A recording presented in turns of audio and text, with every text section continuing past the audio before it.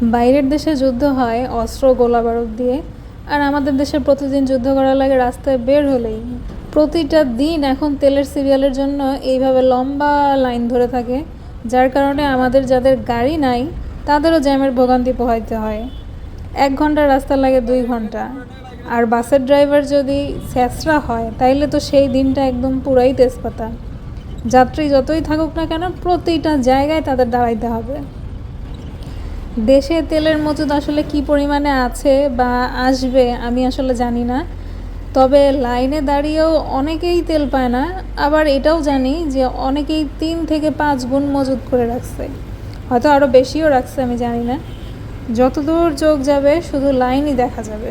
এখন তো আবার বাসের পরিমাণও কমে গেছে।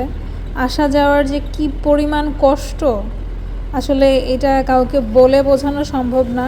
একমাত্র যারা রেগুলার যাওয়া আসা করছে তারাই বলতে পারবে যে আসলে এখন কি পরিমাণ কষ্ট হয়।